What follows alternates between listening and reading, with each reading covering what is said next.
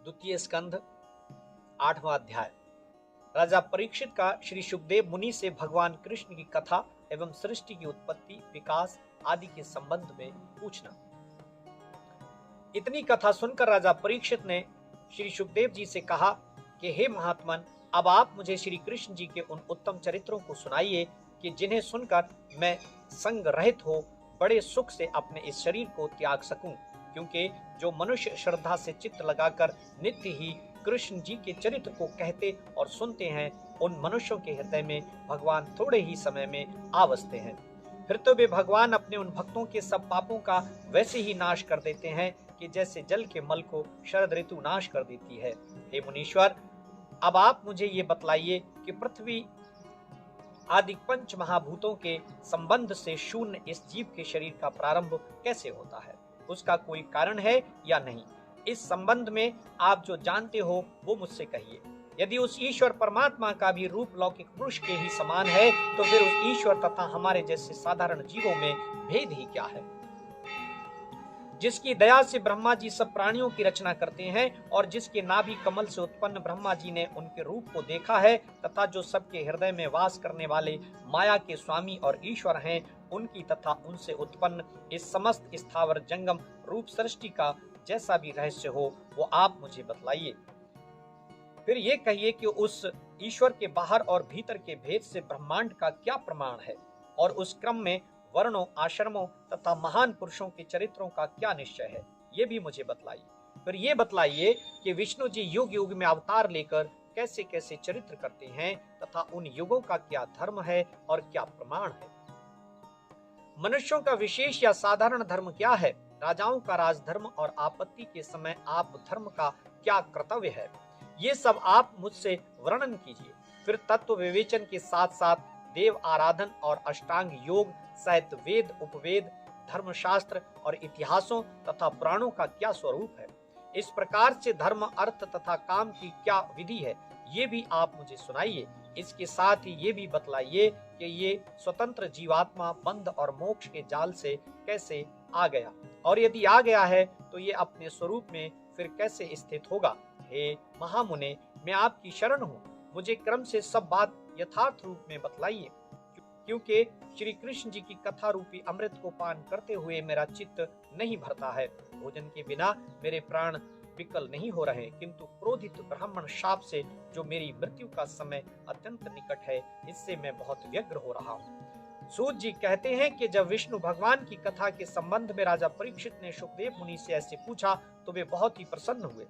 फिर उन्होंने वेद के समान इसी भागवत नामक पुराण को कहा, जिससे ब्रह्म कल्प के समय भगवान ने ब्रह्मा जी से कहा था। द्वितीय स्कंध का 9वां अध्याय यहाँ से प्रारंभ होता है। ब्रह्मा जी का तपस्या करना और भगवान विष्णु का दर्शन देने पर उनसे सृष्टि रचना के लिए शक्ति मांगना, भगवान का ब्रह्मा जी को उपदेश। श्री सुखदेव जी बोले, हे राजा परीक्षित, क्या स्वप्न देखने वाले का भी शरीर संबंध होता है? ऐसे ही अपनी माया के बिना ईश्वर का भी शरीर संबंध नहीं होता। ईश्वर बड़ा मायावी है। एक ही आत्मा बहुत सा रूप धारण कर लेती है, उसमें माया के कारण से अहम मम का भास होने लगता है। परंतु जब वही परमात्मा मोह रहित होकर काल तथा माया से परे हो अपनी महिमा में रमण करने लगता है, तब इच्छा करते ही वो अहम मम दोनों को छोड़कर पूर्ण रूप से स्थित हो जाता है। हे राजन, ये जीव भी निर्विकार है, किंतु इसने अविद्या रूप देह का संबंध कर लिया है। इसी प्रकार वो ईश्वर भी अपनी योग माया से चैतन्य मन लीला रूप प्रकट होता है। एक समय ब्रह्मा जी सृष्टि रचना करने बैठे, परंतु उन्हें वो बुद्धि न प्राप्त हुई। तब उन्होंने एक समय जल में 2 बार कहे हुए 2 अक्षरों का ऐसा वचन सुना कि तप करो, ऐसी ध्वनि प्रकट हो रही थी। तब ऐसी ध्वनि किसने की है, उसका दर्शन करने के लिए ब्रह्मा जी चारों ओर देखने लगे, परंतु वो दर्शन कहाँ। इससे ब्रह्मा जी ने विवश होकर घोर तप करना आरंभ किया। उनके तप से सब लोग जलने लगे। तब भगवान ने प्रसन्न होकर उन्हें देवताओं की प्रशंसा से प्रशंसित तथा शोक, मोह और क्लेश से रहित अपना वो उत्तम लोक दिखलाया कि जिसमें सत, रज, तम तीनों गुण विद्यमान रहते हैं। उस लोक पर काल का कोई वश नहीं था और ना वहां माया ही अपना कुछ वश चला सकती थी। भगवान के उस लोक की रमणीयता कही नहीं जाती। चारों ओर सौंदर्य फैला हुआ था। अद्भुत आनंद और ऐश्वर्य की छटा छिटक रही थी। एक सुंदर झूले पर बैठी हुई लक्ष्मी जी विष्णु जी के चरित्रों का यशोगान कर रही थीं। उनके साथ में अनेकों रूपवती स्त्रियां वैसे ही विष्णु भक्ति में तत्पर थीं कि जैसे लक्ष्मी जी विष्णु जी के प्रिय कर्मों में अनुरक्त थीं। वहां अपने मुख्य पार्षदों के साथ बैठे हुए विष्णु जी पीताम्बर पहने, क्रीट कुंडल धारण किए, गले में वैजंती माला पहने हुए, सब ऐश्वर्यों से संपन्न ऐसी अद्भुत शोभा के साथ बैठे हुए थे कि जिन्हें दूर से देखते ही ब्रह्मा जी चकित हो गए। निकट पहुंचकर उन्होंने विष्णु जी के चरण कमलों में प्रणाम किया। विष्णु जी ने कहा, आओ आओ हे ब्रह्मा, मैं तुम्हारे तप से बहुत प्रसन्न हूँ, क्योंकि सृष्टि रचना के उत्तम विचार से जो तुमने इतना घोर तप किया है वो सर्वथा ही प्रशंसनीय है। हे ब्राह्मण, तुम मुझसे वर मांगो। जिस शब्द को एकांत में सुनकर आपने अति उत्तम तप किया है, उस शब्द को कहने वाला मैं ही हूँ। मैं ही इस संसार को अपनी तपस्याओं के प्रभाव से रचता और संहार करता हूँ। कठिन तपस्याओं से ही मुझ में ऐसा पराक्रम आ गया है। ब्रह्मा जी बोले, हे भगवान, आपसे कुछ छिपा हुआ नहीं है। आप चराचर सब प्राणियों की बुद्धि में स्थित रहते हुए सबका पालन और संहार करने वाले और देवों के भी देव हैं। तथापि मैं आपसे प्रार्थना पूर्वक यही मांगता हूँ कि आप मुझ में शक्ति प्रदान करें कि जिससे मैं आपके स्थूल और सूक्ष्म दोनों स्वरूप को भली भांति जान सकूं। आप अमोघ संकल्प वाले और नाना प्रकार की क्रीड़ा करने वाले हैं। आप मकड़ीवत समस्त संसार को अपने माया जाल में परोए हुए हैं। इसलिए हे माधव, आप मुझे ऐसी बुद्धि दीजिए कि जिससे मैं सृष्टि की रचना में सफल हो सकूं। आप मुझे जैसे शिक्षा देंगे, मैं आलस्य रहित होकर वैसा ही आचरण करूंगा। पहले मैं राजाओं की सृष्टि रचना चाहता हूँ, जो आप मुझ पर ऐसी कृपा कीजिए कि जिससे मैं सब कुछ करते हुए भी किसी प्रकार के बंधनों में न पड़ूं। हे परमेश्वर, आपने मेरे साथ मित्र का सा व्यवहार किया है। समस्त प्रजाजनों की सृष्टि आपकी सेवा में स्थित है। सो जब तक प्रजाओं की सृष्टि आपके सन्मुख स्थित है, तब तक ही आप बिना किसी व्यग्रता के मुझ में ऐसा शक्ति भर देवें कि जिससे उत्तम और मध्यम आदि बिना किसी भेदभाव के मैं सब प्राणियों की सृष्टि रच डालूं। और साथ ही मुझे इसका गर्व भी ना होवे कि मैंने सृष्टि की रचना की है, क्योंकि सब कुछ करके भी मैं स्वतंत्र हूँ, अज हूँ, ऐसा अहंकार नहीं करना चाहता। श्री भगवान बोले, हे ब्रह्मा, इसके लिए तुम्हें मेरे अत्यंत गुप्त ज्ञान को भक्ति पूर्वक ग्रहण करना चाहिए। देखो, मुझ में जैसा रूप गुण तथा कर्म है और जैसा मेरा स्वरूप और जैसी मेरी सत्ता है, वैसा ही सब कुछ तुम में भी विद्यमान है। तुम अपनी शुद्ध सत्ता का स्मरण करो। देखो, पहले शुद्ध सत्ता जो अपना आप रूप है वही था और अब भी शुद्ध रूप में वही विद्यमान है, परंतु उसमें अहम भाव आने से ही ये स्थूल, सूक्ष्म और कारण आदि रूप आ गए हैं। परंतु ये सब उस शुद्ध सत्ता के आगे कुछ नहीं है। सबसे पहले मैं ही था और आज भी मैं ही हूँ, और इसके पश्चात भी जो शेष रहता है वो भी मैं ही हूँ। किसी भी वस्तु में विद्यमान अविद्यमान तेज का होना उस सत्ता का ही प्रभाव है, परंतु जहाँ वास्तव में कुछ वस्तु नहीं है और वो मालूम होती है, और जहाँ है वहाँ नहीं मालूम होती है, ये एक विलक्षणता और एक भ्रम है। जैसे जल के प्रतिबिंब में दूसरा चंद्रमा मालूम होता है, परंतु वहाँ कोई चंद्रमा नहीं है। जैसे नक्षत्र मंडल में राहु नहीं देख पड़ता, परंतु वो वहाँ विद्यमान है। ये विलक्षणता मेरी माया है। जैसे पृथ्वी, जल, आकाश आदि सब तत्व उत्तम अधम सभी प्राणियों में विद्यमान थे, वैसे ही उन प्राणियों में मैं हूँ और नहीं भी विद्यमान हूँ। जो आत्मदर्शी हैं उनको इतना ही जानना चाहिए कि जो सर्वत्र सर्वदा एक और अनेक रूप से विद्यमान है, सब में मिला हुआ भी है और सबसे पृथक भी है, वो वही अपने आप शुद्ध सत्ता ही है। हे ब्रह्मा जी, जब आप अपने उत्तम चित्त से सावधान होकर उस अपने रूप में स्थित होंगे, तब कल्पों में अनेक प्रकार की सृष्टि रचना करते हुए कभी भी मोहित न होंगे। श्री सुखदेव जी बोले कि ब्रह्मा से ऐसा कहकर श्री विष्णु जी वहीं अंतर्ध्यान हो गए। ब्रह्मा जी बारंबार जोर जोर से उनकी स्तुति करने लगे। पश्चात उन सर्वभूतमय ब्रह्मा जी ने सृष्टि हेतु संसार की रचना की। तब वे पहले यम नियम में स्थित हो प्रजाओं के कल्याण हेतु अपने प्रयोजन की सिद्धि के लिए योगाभ्यास में लगे। नारद जी उनकी सेवा करने लगे, क्योंकि वे उनके परम प्रिय पुत्र थे और उन्हें नारद जी को श्री विष्णु भगवान की भक्ति परम प्रिय थी। तब एक समय जबकि ब्रह्मा जी बहुत प्रसन्न हुए, तब नारद जी ने उनसे यही प्रश्न किया कि जो आप इस समय मुझसे किए हैं। हे राजा परीक्षित, तब ब्रह्मा जी ने श्री नारद जी को यही श्रीमद् भागवत की कथा सुनाई थी। पश्चात उन्हीं नारद ने सरस्वती नदी के तट पर आकर मेरे पिता वेद व्यास जी को इस ग्रंथ को लिपिबद्ध करने को कहा। तब व्यास जी ने इसे सुंदर श्लोक में आद्योपांत वर्णन किया है। हे राजन, इसके साथ ही तुम जो मुझसे पूछते हो कि उस विराट रूप से ये संसार कैसे उत्पन्न हुआ, उसको तथा तुम्हारे इस प्रकार के अन्य प्रश्नों को मैं भली भांति आगे वर्णन करता हूँ, ध्यान देकर सुनो। द्वितीय स्कंध 10वां अध्याय। भगवान के विराट रूप से विभिन्न तत्वों और जीव के अंगों की उत्पत्ति का विस्तृत वर्णन। श्री सुखदेव जी बोले, हे राजा परीक्षित, इस भागवत शास्त्र में 1 सर्ग, 2 विसर्ग, 3 स्थान, 4 पोषण, 5 उति, 6 मनवंतर, 7 ईशानुकथा, 8 निरोध, 9 मुक्ति और 10 आश्रय के लक्षण दर्शाए गए हैं।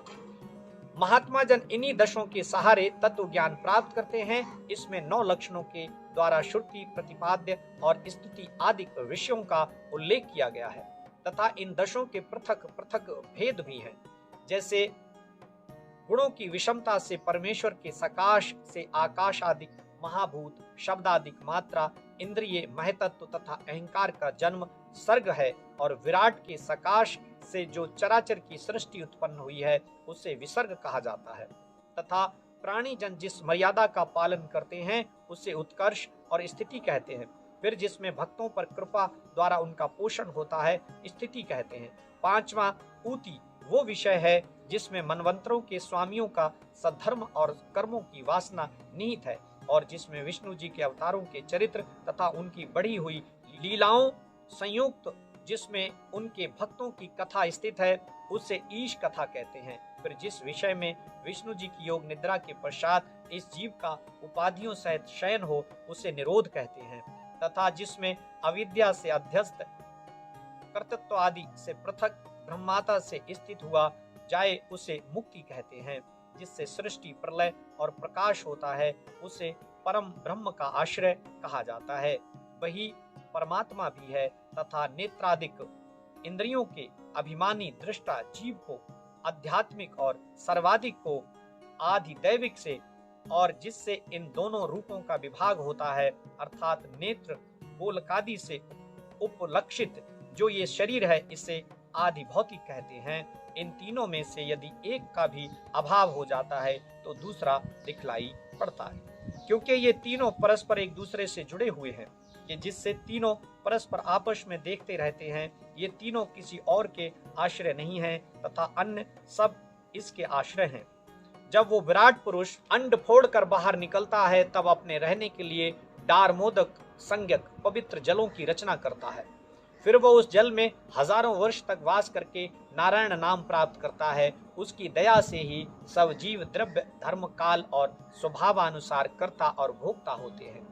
जब वो एक अनेक होने की इच्छा करके योग निद्रा से जागृत हुआ तो उसने बहुत प्रकाशमान गर्भ रूप देह को 3 प्रकार का बनाया, अधिदेव, अध्यात्म, अधिभूत। तब उस एक पुरुष में जो ये 3 खंड हुआ उसकी व्याख्या सुनिए। जब अपनी क्रिया शक्ति से अनेक प्रकार की चेष्टा करते हुए उसने अपने अंतः शरीर में आकाश तत्व से ओज सहित बल प्रकट किया, तब उससे शक्यात्मक सूक्ष्म रूप से उस प्राण शक्ति की उत्पत्ति हुई जो कि सब प्राणियों का प्राण है। उस एक प्राण में ही सब इंद्रियां चेष्टा करती हैं, और जब वे निश्चेष्ट हो जाती हैं तब वही महाप्राण कहा जाता है। इसी प्रकार उस स्वष्टित विराट पुरुष के भीतर क्षुधा तथा तृषा उत्पन्न हुई, और जब खाने पीने की इच्छा की तब मुख प्रकट हुआ।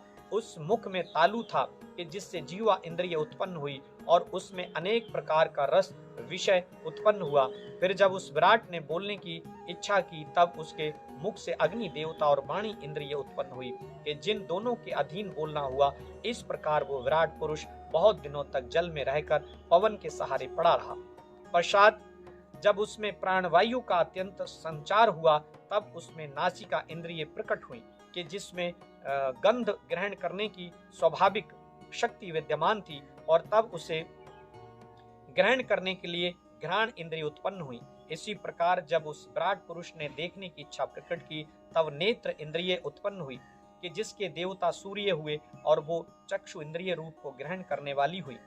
जब वेदों ने उस विराट पुरुष की स्तुति की, तब उसे सुनने की इच्छा करने वाले उसके कान निकले और दिशाएं उसके देवता हुए। इस प्रकार शब्दों को सुनने के लिए श्रवण इंद्रिय उत्पन्न हुई। फिर वस्तु की मृदुता, कठोरता, लघुता, गुरुता तथा शीत उष्ण ग्रहण करने की इच्छा वाले इस महात्मा की त्वचा उत्पन्न हुई कि जिसके रोम इंद्रिय तथा वृद्ध देवता हुए। इसी प्रकार जब उसने नाना प्रकार के कर्म करने की इच्छा की, तब उसके हाथ उत्पन्न हुए, उनसे सब प्रकार के कर्म करने लगा। पश्चात उस अभीष्ट गति चाहने वाले के चरण उत्पन्न हुए, और चरणों के साथ ही वो यज्ञ का अधिष्ठाता विष्णु रूप से स्थित हुआ। फिर उसमें गमन करने के लिए कर्म शक्ति नामक इंद्रिय उत्पन्न हुई कि जिससे वो यज्ञादिक शुभ कर्मों को करने लगा। फिर संतान रति तथा स्वर्गादिक की इच्छा करने वाले उस पुरुष के लिंग उत्पन्न हुआ। वो उपस्थ इंद्रिय हुई कि जिन दोनों के अधीन काम संबंधी सुख नियत हुआ। पश्चात भोजन किए हुए अन्नादि के असारांश को त्यागने की इच्छा वाले उस पुरुष को गुदा नामक इंद्रिय उत्पन्न हुई, जिसका देवता वायु है। मल को त्याग करना उसके अधीन है। फिर एक शरीर से दूसरे शरीर में जाने की इच्छा करने वाले उन विराट पुरुष को नाभि उत्पन्न हुई कि जिसकी अपान इंद्रिय तथा मृत्यु देवता है। इन्हीं दोनों के अधीन मृत्यु है। फिर अन्न पान करने की इच्छा करते ही उस विराट पुरुष के कुक्षी आन तथा नसें उत्पन्न हुई कि जिसके देवता नदी और समुद्र हुए, और तुष्टि पुष्टि इन दोनों के अधीन हुई। फिर अपनी माया की चिंता करने वाले उस विराट पुरुष के हृदय उत्पन्न हुआ कि जिसके मन इंद्रिय तथा चंद्रमा देवता हुए, और उससे संकल्प तथा अभिलाष ये दोनों उत्पन्न हुए। इस प्रकार त्वचा, चर्म, मांस, रुधिर, मेदा, मज्जा तथा अस्थि ये सातों धातु पृथ्वी, जल तथा तेजमय है, और आकाश, जल तथा वायु से प्राण की रचना हुई है। सब इंद्रियों में स्वभावता विषयाशक्ति भरी हुई है। गुण पृथ्वी आदिकों से उत्पन्न हुए हैं तथा सब प्रकार के विकार मन में भरे हुए हैं। हे राजन, भगवान का ये स्थूल रूप पृथ्वी आदि 8 आवरणों से आच्छादित है। इसका कारण भूत वो सूक्ष्म रूप है कि जिसमें कोई विशेषण नहीं होता।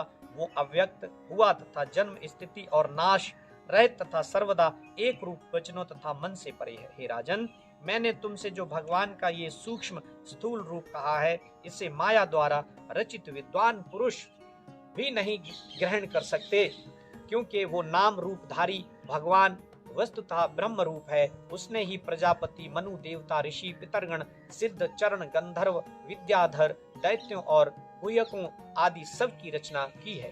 ये किन्नर, अप्सरा, नाग, सर्प, किम पुरुष, उरग, मातृगण, राक्षस, पिशाच, प्रेत, भूत और विनायक सब उसी की रचना है। हे राजन, ये कुष्मांड, उन्माद, बेताल, धातुयान, ग्रह, खग, मृग, पक्षी, पर्वत और सर्पों को उसी ने बनाया है। ये स्थावर जंगम का 2 भेद तथा जरायुज, अंडज, स्वदेज और उद्भिज 4 प्रकार के प्राणियों को उसी ने रचा है। और इस प्रकार जल स्थल में रहने वाले जितने जीवधारी हैं, उन्हें भी उसी ने रचा है। जैसा जिसका उत्तम, मध्यम और अधम कर्म है, उसके अनुसार पुण्य पाप से निश्चित गति देने वाला वही है जो सतोगुणी है। उन्हें देवता जो रजोगुणी है, उन्हें मनुष्य जो तमोगुणी है, उन्हें नार की गति देने वाला वही है। वही धर्म रूपधारी विश्वधारी भगवान सब पशु, पक्षी, मनुष्य और देव शरीर से संसार की स्थापना करता हुआ सबका पालन व नाश करता है। इससे वे भगवान सृष्टि के कर्ता आदि स्वरूप कहे जाते हैं। विद्वान भगवान के उस रूप को नहीं जान पाते, क्योंकि वो ब्रह्मा का कल्प है और बड़ा ही गुण है। उसमें प्राकृत तथा वैकृत सृष्टि है, और इसका विधान अन्य महाकल्पादिकों से असाधारण है। इसके आगे काल का प्रमाण, कल्प का लक्ष्मण और मनवंतरादिक रूप जैसा विभाग है, उसे भी सुनिए। पहले मैं पद्यम कल्पों को सुनाता हूँ। शौनक जी बोले, हे विद्वान सूत जी, अब आप कृपा करके हम सबको मैत्रेय और विदुर जी का ज्ञानाश्रित संवाद सुनाइए। हम लोगों ने सुना है, उसमें गूढ़ तत्वों का विवेचन किया गया है, जो उन दोनों महात्माओं ने ऐसे आपस में कहा है, वो सब हमसे कहिए। यहाँ द्वितीय स्कंध पूर्ण होता है। अब हम आपको आगे तृतीय स्कंद की कथा सुनाएंगे। आप हमारे चैनल से जुड़े रहिए और इसी प्रकार की कथाओं का आनंद लेते रहिए। कथाएं आपको अच्छी लगें तो लाइक करिए, हमारे चैनल को शेयर करिए, सब्सक्राइब करिए, और यदि कुछ और आप सुनना चाहते हैं या कुछ आपके प्रश्न हो तो आप अवश्य अपने प्रश्न करें और उनके समाधान हम आपको देने की कोशिश करेंगे। खुश रहिए, स्वस्थ रहिए, मस्त रहिए, व्यस्त रहिए, परंतु अस्त व्यस्त मत रहिए। जय श्री राम।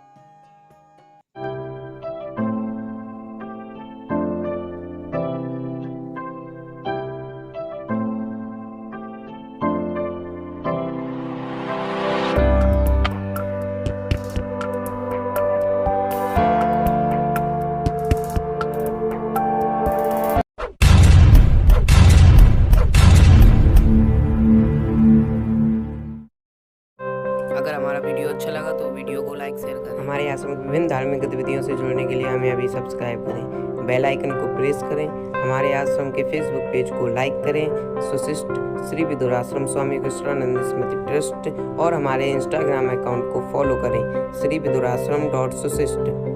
अधिक जानकारी के लिए हमारी वेबसाइट पर जाएं www.sushist.in। जय श्री राम। मिलते हैं नेक्स्ट वीडियो में।